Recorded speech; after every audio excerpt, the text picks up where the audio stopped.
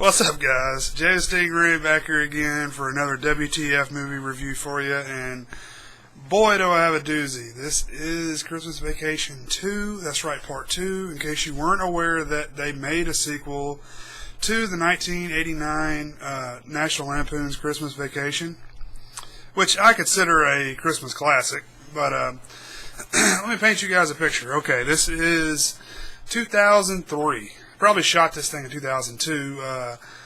We're post 9/11. Okay, what does the world need? Okay, the world needs more Cousin Eddie, obviously, because there wasn't enough Cousin Eddie in the first film. Because now,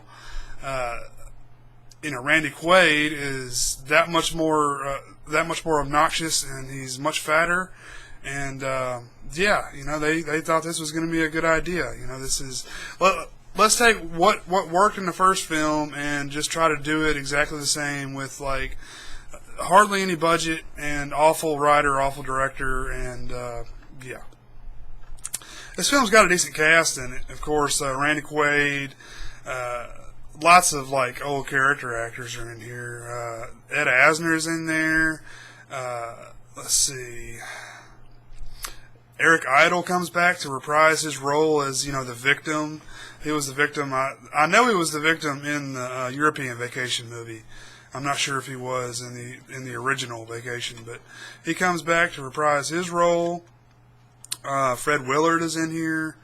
I mentioned him already. Anyway, the main cast member I wanted to mention is Dana Barron, and she plays Audrey. She's the only child in any of the Vacation movies to ever come back and reprise her role. She actually was Audrey in the very first Vacation film.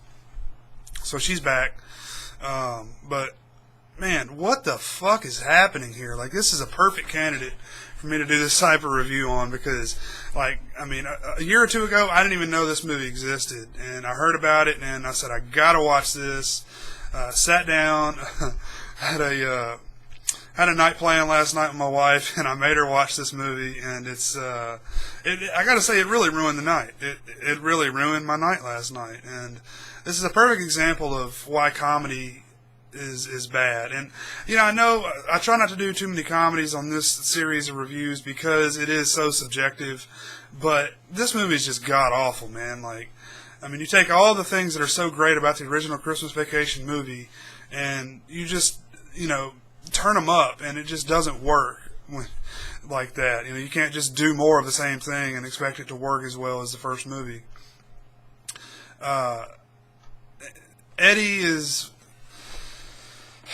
Okay, the film starts out with they have a kid, and it's a third kid. So you remember the first two kids from the original movie?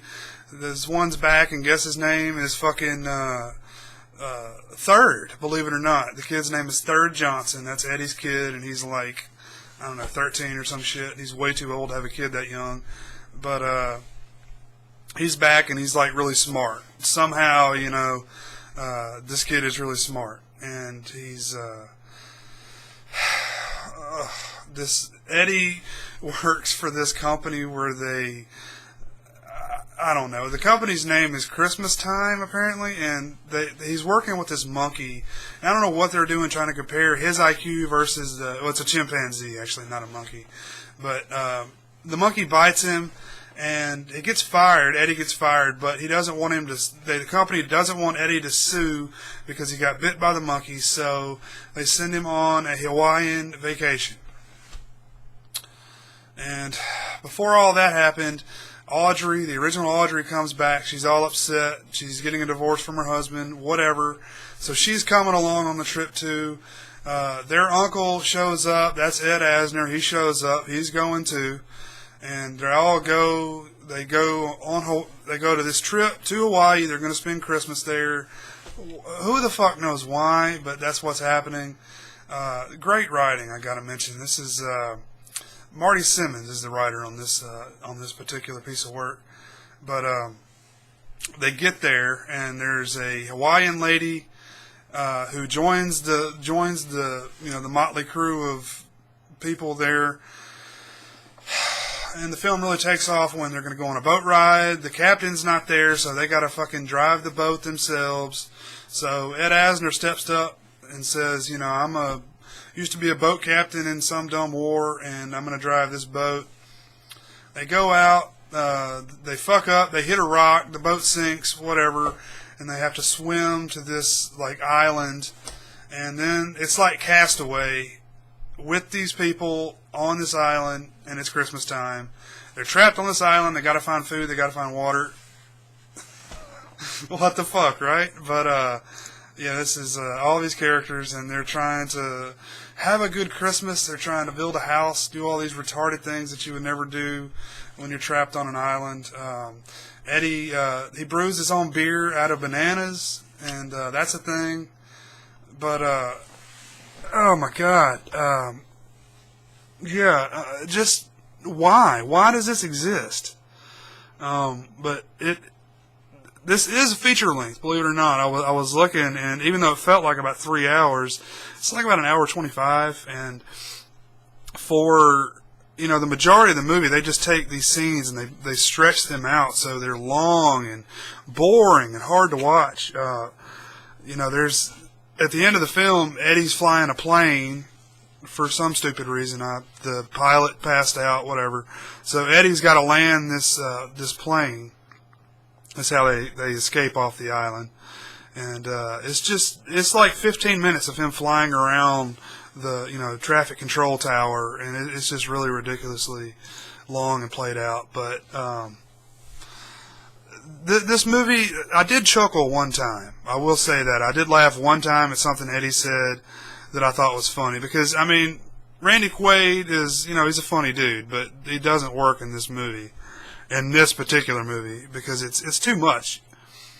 You have you know, the reason why the Cousin Eddie character works so well in the original movie is because he's sprinkled throughout the film, you know, and you've got Chevy Chase and other people carrying the film, and he's sprinkled throughout, so it's not like you're just pounded over the head with this, you know, southern doofus, whatever the fuck's going on with him, you know.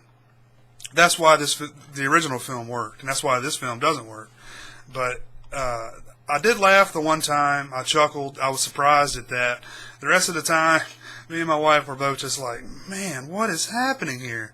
And, you know, a lot of the time it kind of hurt me physically and emotionally that it even existed. And it just, when you do things like this, it takes away so much of the original film. It ruins a lot of that. Because you can't unsee this type shit. And it's ridiculous. And it's the same thing I say about the new Dumb and Dumber film that's coming out, Dumb and Dumber 2. They just released a trailer the other day. And I haven't watched the trailer yet, but, I mean, you can't catch lightning in a bottle twice. And, you know, we're 20 years later after that film was made. It's just not going to happen. But, whatever. Don't watch this movie, seriously. It's god awful. But if you've seen it, if you endured it, let me know what you think. Thanks for watching, guys. Peace out.